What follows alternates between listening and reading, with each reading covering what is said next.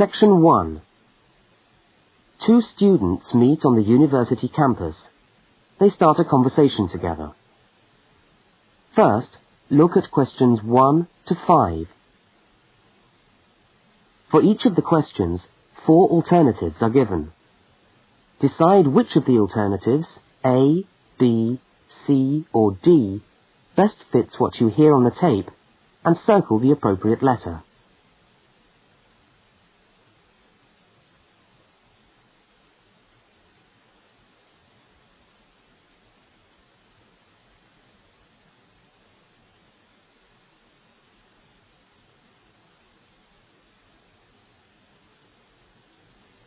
Now we shall begin.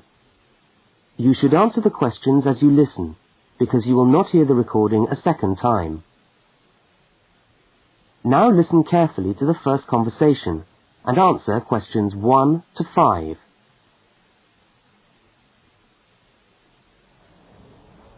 Excuse me, can you help me? I was looking for the main hall. No, maybe I can, actually. I'm looking for the main hall, too. I think it's in the administration building. Are you a new student? Yeah, I am. Yeah, I thought you looked as lost as me.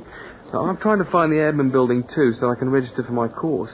But I don't seem to be having much luck. Well, look, according to this map of the campus here, you go straight up the steps, turn left, and the building's on the right.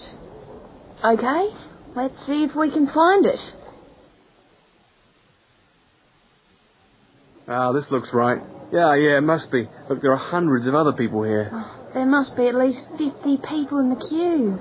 We'll be here till gone 2 o'clock at this rate. Yeah, and I'm starving. So am I. Actually, I was on my way to the canteen to get something for lunch. Hey, why don't I go to the canteen and buy something, and you stay here and wait? Good idea. What would you like? Pizza, sandwich, hot dog, fried rice? They do everything. Oh, something easy. Takeaway fried rice sounds good. Okay, fried rice. No, on second thoughts, I'll have a cheese and tomato sandwich. Right, 1 cheese and tomato. Anything to drink? Yeah, give me coffee, would you? Hot coffee's a bit hard to carry. What about a Coke or an orange juice? Get me an orange juice then. Look, here's $5. Oh, yeah, take $2 back. Shouldn't cost me more than $3. Well, keep the 5. We'll sort it out later. Oh, and could you get me an apple as well? Okay, back in a minute.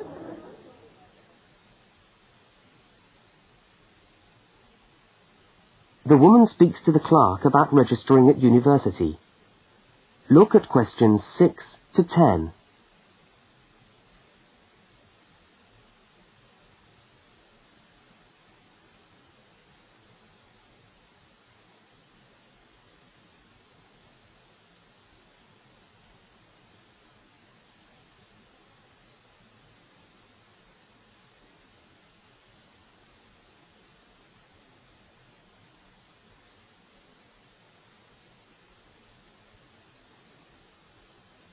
As you listen, complete the form by filling in the numbered spaces 6 to 10.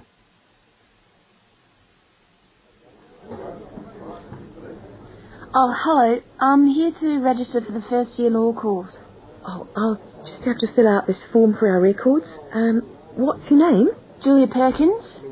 Can you spell that for me? Yeah, that's Julia Perkins. Address? Flat 5, 15 Waratah Road. That's Waratah, Brisbane. Brisbane. Oh, and your telephone number? Oh, we haven't got the phone on yet. We've only just moved in. Okay, well, can you let us have the number once the phone's connected? And I'll make a note here, to be advised. And the course? Beg your pardon? What course are you doing? Oh, first year law. Right. Well, you'll have to go across to the law faculty and get this card stamped, and then you come back here with it and pay your union fee. Oh, thanks very much.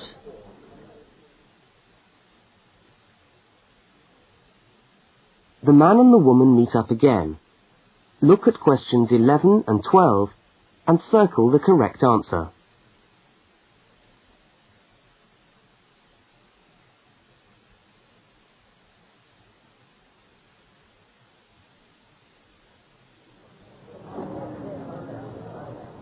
Oh, there you are. Oh, I thought you were never going to come back.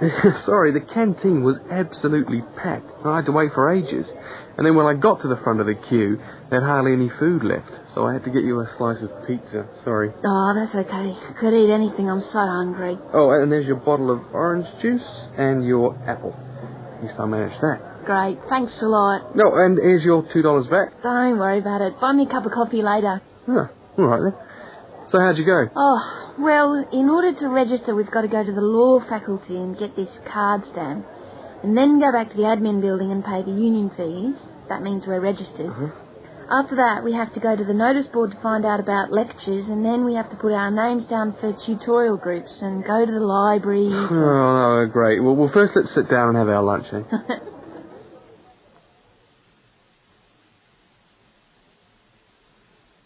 That is the end of section 1. You now have half a minute to check your answers.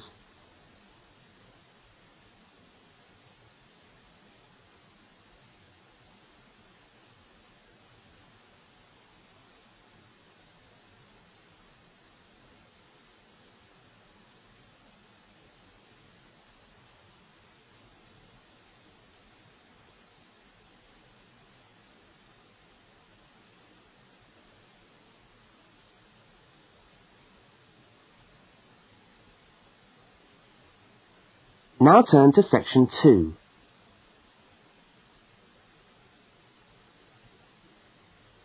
Section 2.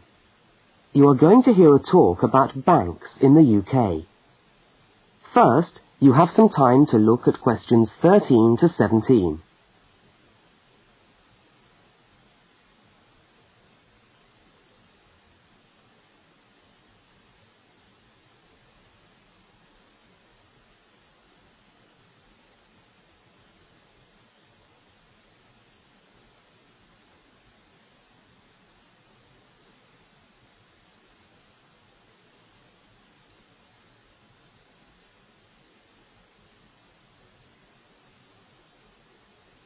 Now listen to the talk and complete the notes by filling in the numbered spaces 13 to 17.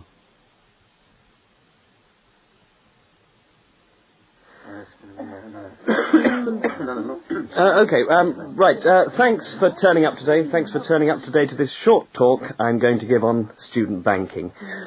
Many of you are unfamiliar with the way banks work in this country, and today's talk should just give you a few starting points. I will, of course, answer any questions at the end. Right, well, as you probably know, you'll need to open a bank account while you're here. It's the safest place to keep your money, and it's best to open an account with one of the major banks. You should each have a handout with the names and addresses. Yeah? Right. There's Barclays in Realty Square, National Westminster in Preston Park, Lloyd's in City Plaza, and Midland in Hope Street. Okay. All these banks offer special student accounts. However, it's important to note that as an international student, you'll not necessarily be eligible for all the facilities offered to resident students. Now, as an international student, you will need to provide evidence that you can fund yourself for however long your course lasts. Banks have different policies, and the services that they'll offer you will depend on your individual circumstances and on the discretion of the bank manager involved. So it's a matter of going there and finding out about your own particular situation. Right. When you do go to open a bank account, you should take some documentation with you. I've already mentioned that you must be able to support yourself. In addition to this, most banks ask you to bring your passport and your letter or certificate of enrolment. Okay?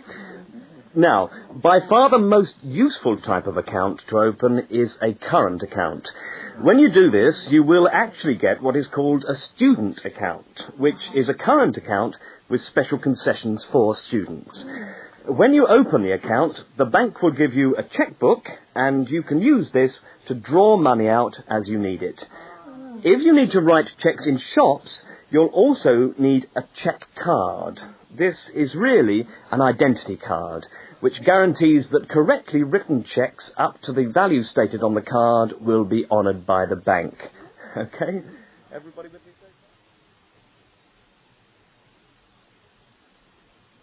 Now look at questions 18 to 21.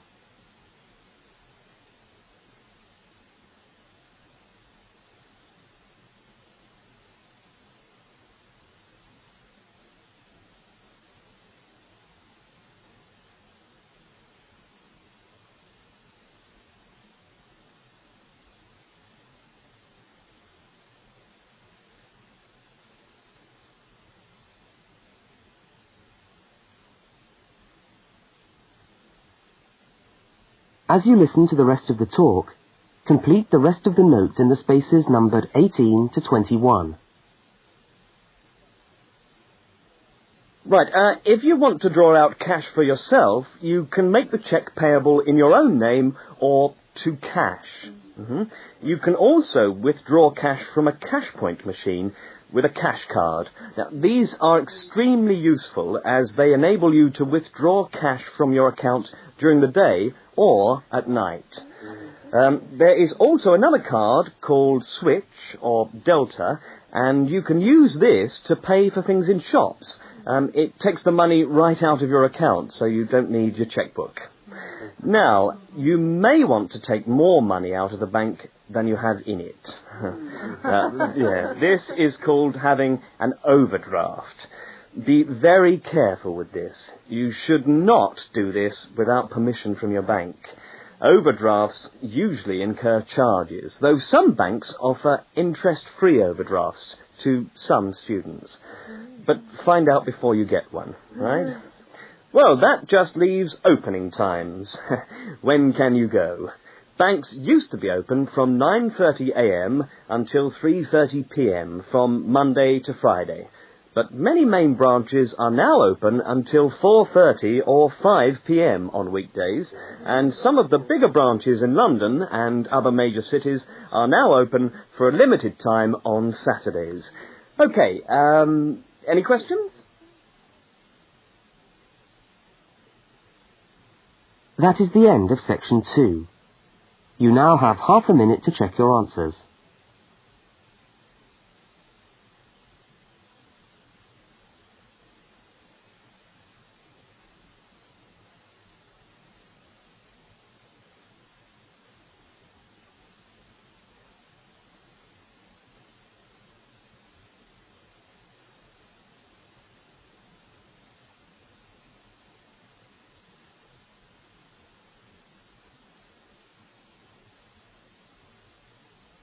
Now turn to section 3.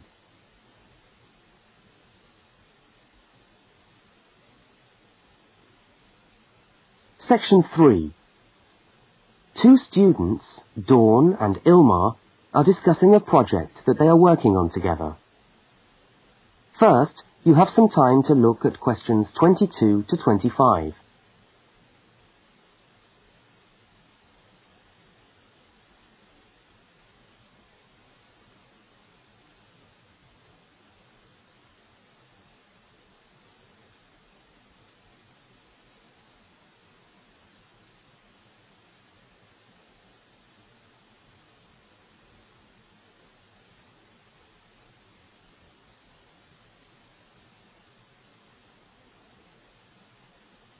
Now listen to the first part of the conversation and complete the fact sheet by filling in the numbered spaces 22 to 25.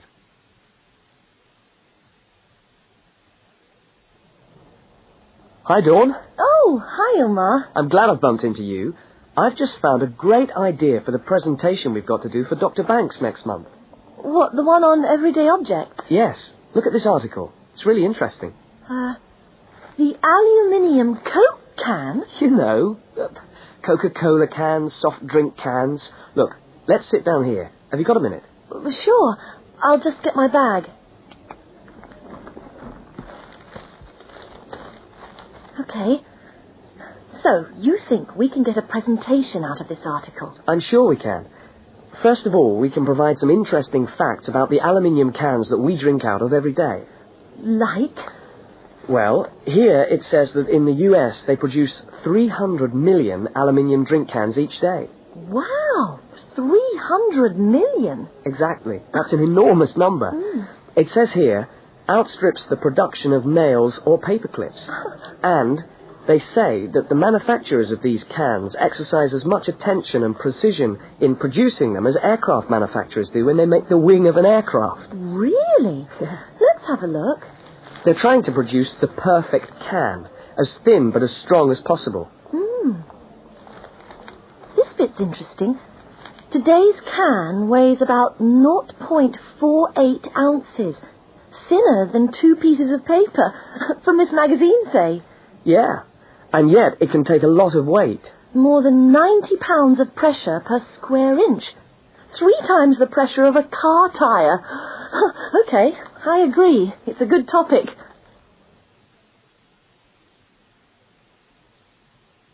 Now look at the diagram of the aluminium can and at questions 26 to 31.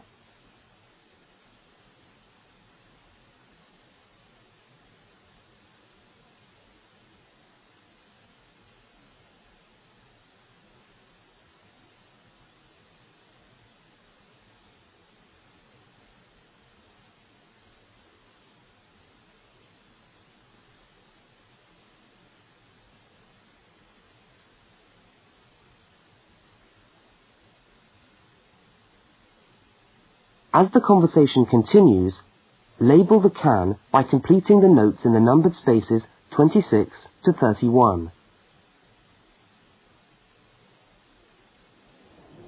What I thought was that we could do a large picture of a Coke can and label it, and then talk about the different parts. Look, I've done a rough picture here.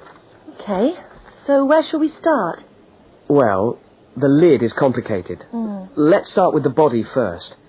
I'll do a line from the centre of the can, like this, and label it body. What does it say?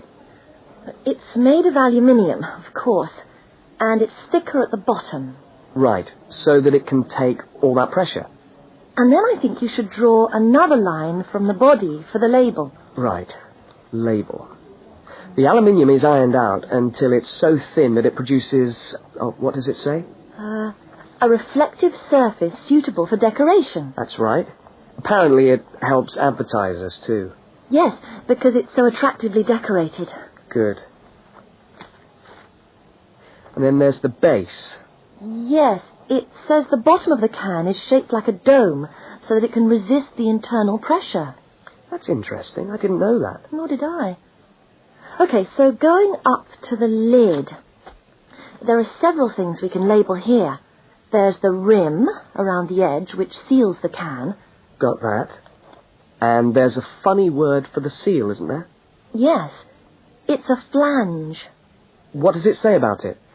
Well, the can's filled with Coke or whatever, and after that the top of the can is trimmed and then bent over to secure the lid. That's right. It looks like a seam. We could even do a blow-up of it, like this. F-L-A-N-G-E.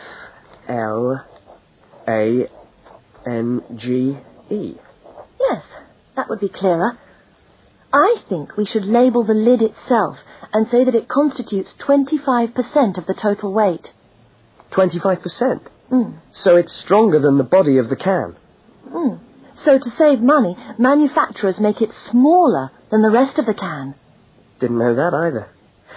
So, how do we open a can of Coke?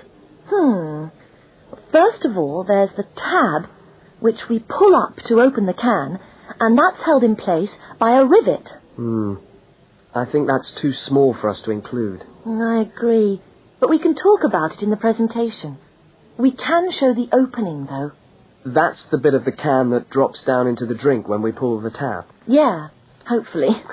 Sometimes the tab just breaks off. I know. Anyway, the opening is scored so that it pushes in easily but doesn't detach itself. Okay. We can show that by drawing a shadow of it inside the can. Like this. I'll label it scored opening. Great. Well, I think we've got the basis of a really interesting presentation. Let's go and photocopy the article. Fine. I'll take it home and study it some more. That is the end of section 3. You now have half a minute to check your answers.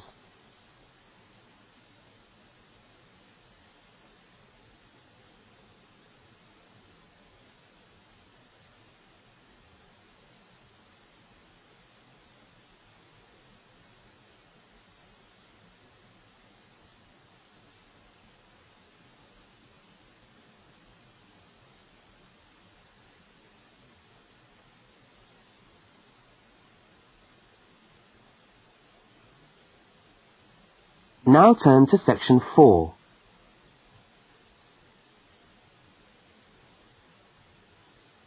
Section 4. You are going to hear part of a short university lecture. First, look at questions 32 to 42.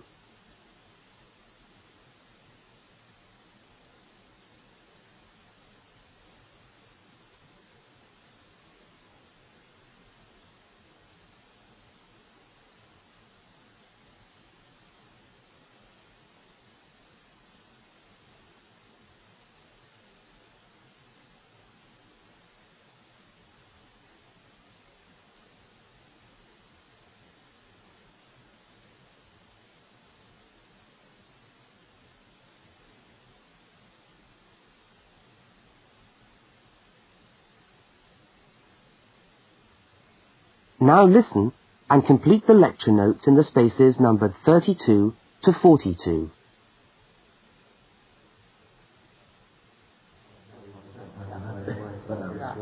Good morning and welcome to the university's open day and to our mini lecture from the Sports Studies Department.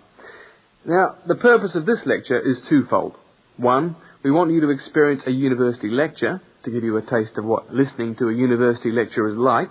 And two, we want you to find out something about the Sports Studies program at this university.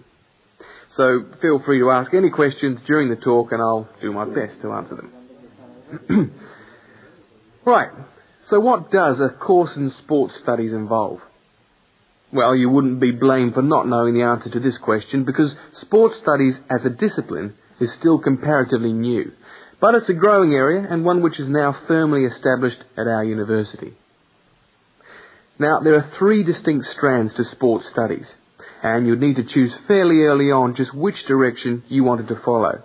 And I'll just run over these now. Firstly, we've got the sports psychology strand. Secondly, we've got the sports management strand. And last but not least, there's the sports physiology strand. So just to recap, there's sports psychology, sports management, and sports physiology. Let's look first at psychology. Now, the people who study sports psych want to work with top athletes, and they're looking at what will take those athletes that 1% extra. What makes them win? When all other things are equal, physically all other things are equal, they want to know what are the mental factors involved. The sports psychologist works closely with the athlete through his or her training program and becomes an integral part of the team. In fact, you could say that they play just as important a role as the coach. So if you're interested in what makes people win, this could be the area for you. Now, secondly, we've got the strand which I referred to as sports management. And this goes hand in hand with the area of sports marketing. So you might like to think of this area as having 2 branches, management and marketing. On the management side, we look at issues relating to the running of sports clubs, management of athletes, that sort of thing. But then on the other side, we've got sports marketing. And this is the side that interests me more, because here we will look at the market forces behind sport. Questions like, why do people spend their money on a football match or a tennis game rather than, say, on buying a CD or going to the cinema? What are those market forces? Sport used to just compete with sport. Nowadays, it competes with other leisure activities. The spectators go to sport to be entertained rather than out of loyalty to a team. They want to have an evening out, and they don't want the cheap seats anymore. They want good seats. They want entertainment. And the professional sportsmen and women respond to this without question. They are there to give a performance. They provide the entertainment. So in the marketing course, we address all these commercial issues, and we look at how this hooks back into the management of sport. Now, the third branch of sports studies sometimes comes under another name and is also known as exercise science. And again here, we find that there are two distinct types of exercise science. The first is working very much at the macro level, what I call the huffing and puffing people. So this looks at fitness testing, body measurements, all that sort of thing. But the more interesting side of sports physiology, at least in my view, is the side that looks at the micro level, looking at cellular change. They're doing cellular research, looking at changes in body cells when the body is under stress. So that just about brings us to the end of our mini lecture for today. I hope you found it interesting, and I look forward to seeing you all on our course next year. But feel free to come and talk to me if you want any more information.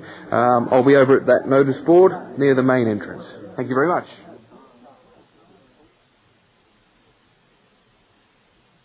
That is the end of section 4.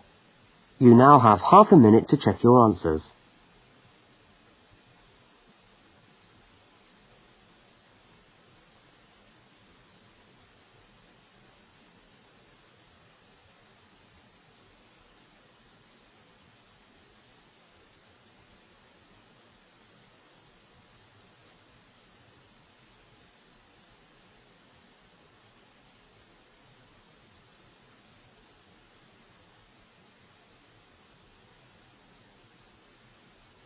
That is the end of the listening test. You now have 10 minutes to transfer your answers to the listening answer sheet.